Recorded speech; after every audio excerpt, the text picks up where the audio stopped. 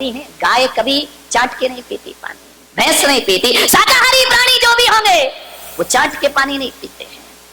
मांसाहारियों के नाखून की बनावट अलग होती है, वह नुकीले होते हैं और घूम जाया करते। आपके नाखून तो ऐसे नहीं है ना, तो भगवान ने आपको मांसाहारी बनाया है या शाकाहारी बनाया है? जरा ईश्वर से जाके पूछना। मांसाहारी प्राणियों की आंखें रात के अंधेरे में लाल चमका करती हैं, शाकाहारी की नहीं चमका करती हैं। आपकी आंख अंधेरे में चमकती है या नहीं चमकती है? विचार करिए, प्रकृति ने आपको शाकाहारी बना करके भेजा हुआ है। एक बात याद रखना, मांसाहार करोगे तो मांसाहार में केवल मांस ही नहीं खाते हो, उनके संस्कार और पशुओं की पशुता का भी भक्षण कर जाया करते हो। वो यही बात है कि जैसे जानवर बात बात पे झगड़ा कर लेते हैं, एक दूसरे को मारने को तैयार हो जाते हैं, जैसे जानवरों के पास कोई आचरण नाम की चीज नहीं होती है, वैसे ही देखना मांसाहारी बात बात पर झगड़े करते हैं, उनके पास भी आचरण और व्यवहार नाम की चीज, उत्तेजनाएं, क्रोध, तामसिक प्रवृत्ति मांसाहारियों की होती है। शाकाहारी कौन? शांत रहा करती है, विचारों में तामसिकता पैदा करता है मांसाहार। एक बात याद रखना, शाकाहारी पशु स्नान ना करे तो भी दुर्गंध नहीं आती, लेकिन मांसाहारियों के शरीर से दुर्गंध आया करती है, बदबू आया करती है। विचार करिए, गाय में बदबू नहीं आती है कभी, शेर में दुर्गंध आती है। एक क्रूर प्राणी है, सौम्य बने। कभी देखना, शेर का मुंह देखकर किसी के अंदर करुणा नहीं आती है, लेकिन गौ माता को देख लो तो करुणा छलक छलक पड़ जाया करती है। गाय के चेहरे पर बड़ा भोलापन हुआ करता है, गाय के चेहरे पर ऐसा वात्सल्य टपका करता है, शेर पर नहीं टपकता है। ध्यान रखना। राजन, तुमने 100 हंसों का मांस खाया है, आज उसका ये दुष्परिणाम है कि तुम्हें 100 बच्चों की लाश पे आंसू बहाना पड़ रहे हैं। ध्यान रखिए, तुमने भी तो किसी के बच्चे छीने थे, तुमने भी तो क्रूरता से धृतराष्ट्र ने कहा कि महाराज वो तो मेरे अनजान का कृत्य था, क्या अनजान के किए पापों की भी सजा मिलती है कि जानबूझकर किए पापों की सजा मिलती है? आदमी यही सोचता है कि जो पाप जानबूझ के किए जाते हैं उनका फल ज्यादा मिलता है। मैं पुलक सागर कहता हूं, कर्म तो कर्म है, चाहे बेहोशी में करो चाहे होश में करो, उनका फल तो प्राप्त। आप एक बात बताइए, बारामती के लोगों से मैं पूछ रहा हूं, किसी के घर आप गए, बैठने गए और यदि उसने 2 गिलास रख दिए दूध के, एक में जहर मिला है और एक में नहीं मिला है, आपको नहीं मालूम किसमें जहर है किसमें नहीं है, और आप जहर वाला गिलास पी गए, फल मिलेगा या नहीं मिलेगा? बोलिए, क्यों? आपने जानबूझ के थोड़ी पिया है, अनजाने में पिया है ना, फल प्राप्त होगा या नहीं होगा?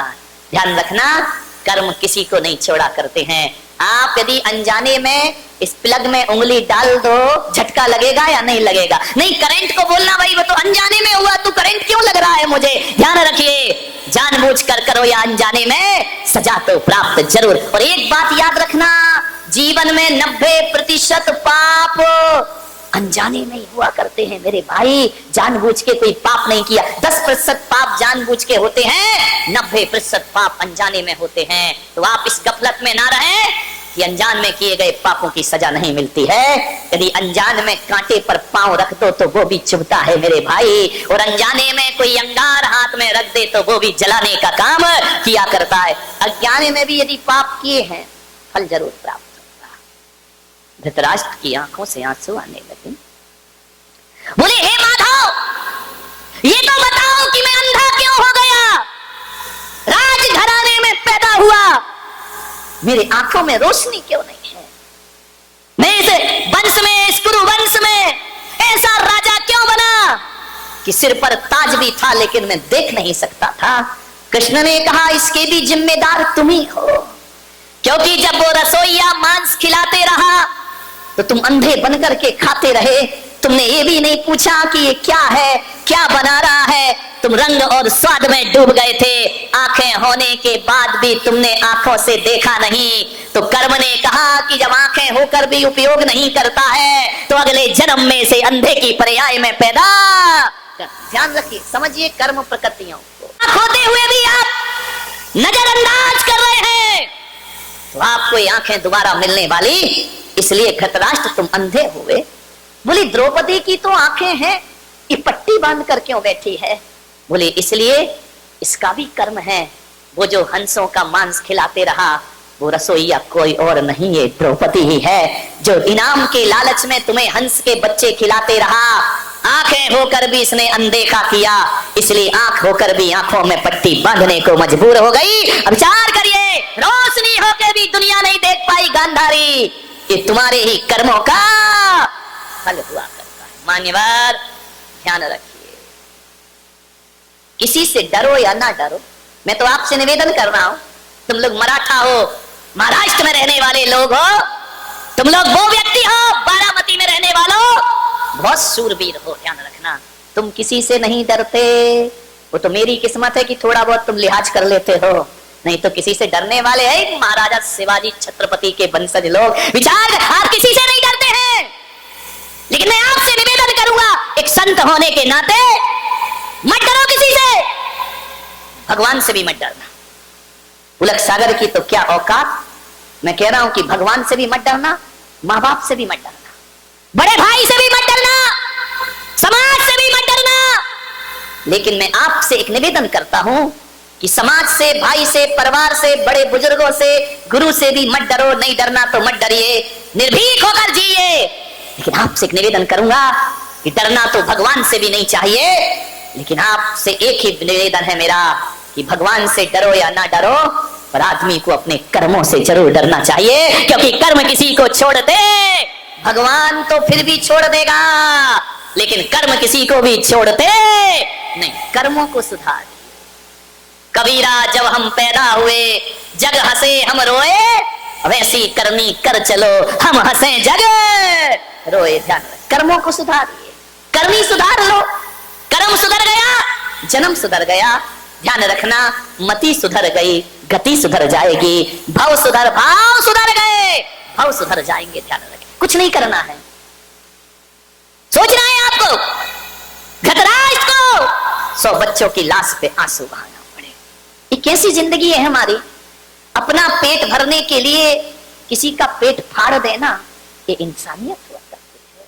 विचार करिए, अपना जीवन जीने के लिए, गला बिठाएगा तो, अपना जीवन जीने के लिए दूसरों की जिंदगी उजाड़ देना, ये कैसी मानविकता है? हम तो वो लोग हैं जो दूसरों के लिए अपने जीवन का बलिदान कर दिया करते हैं। महात्मा बुद्ध जब जा रहे थे जंगल से, एक शेरनी हिरनी का शिकार कर रही थी। महात्मा बुद्ध ने कहा, ठहरो, ये मत करो। बोले, ये मेरा भोजन है। महात्मा बुद्ध ने कहा, ऐसा मत करो, पिछले जन्म में किया था तो शेर की पर्याय मिली है, इस जन्म को सुधार ले। शेरनी से कहा, उसने कहा कि मैं क्या करूं? बोले, हिरनी को छोड़, मुझे भूख लगी है। महात्मा बुद्ध ने अपना हाथ शेरनी के मुंह में दे दिया, तुझे भूख मिटाना है तो मुझे खा के भूख मिटा ले, लेकिन उस बकरी को, उस हिरनी को छोड़ दे।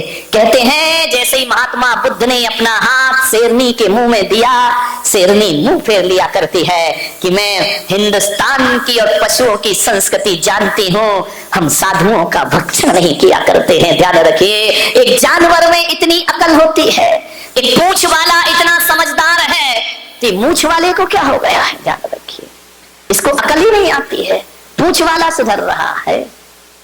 विचार करना है। मुझे कुछ दिन पहले कुरान मजीद भेंट की गई इस बारामती में, मैंने उसका पहला पेज पढ़ा और उसी में एक शब्द आया जो मेरे भीतर को आंदोलित कर गया। पहली लाइन लिखी है कि इस जगत का कोई भगवान है तो अल्लाह है, खुदा ही भगवान है, दूसरा कोई भगवान इस जगत में नहीं है। मैंने पढ़ा, क्या आपत्ति इसमें? अपने को कोई आपत्ति नहीं, लेकिन आगे की लाइन लिखी कि अल्लाह सब पे रहम करता है। वो लाइन पढ़ के मेरी निगाहें रुक गई कि कुरान मजीद, कुरान शरीफ में कहा है कि अल्लाह सब पे रहम करता है। कुरान की किसी भी आयत में ये नहीं लिखा, आयतों में, कि कुरान अल्लाह केवल मुसलमान पे रहम करता है, ये कहीं नहीं कहा। उसमें तो ये लिखा अल्लाह सब पे रहम करता है, खुदा सब पे रहम करता है, सब पे दया करता है, केवल मुसलमान पे दया करता है। ये तो कुरान की किन्हीं भी आयतों में नहीं लिखा हुआ है। ध्यान रखिए, मैंने पूरा पढ़ते गया, मैंने कहा पढ़ूं तो इसमें लिखा क्या है? हर जगह लिखा है रहम करो, परवरदिगार सब पर रहम करिए। और जो आदमी रहम नहीं करेगा, कयामत के समय खुदा आएगा, नेकी करने वालों को जन्नत में भेजेगा और बदी करने वालों को दोजख में जाकर के पटक दिया। जब सब पे रहम लिखा है अल्लाह का, तो पशुओं पे रहम क्यों नहीं मेरे भाई? प्रश्न तो मेरा यहां खड़ा हो जाता है। पशु पक्षियों पर बेरहमी क्यों? तीर्थंकर प्रत्येक प्राणी पे करुणा करते हैं।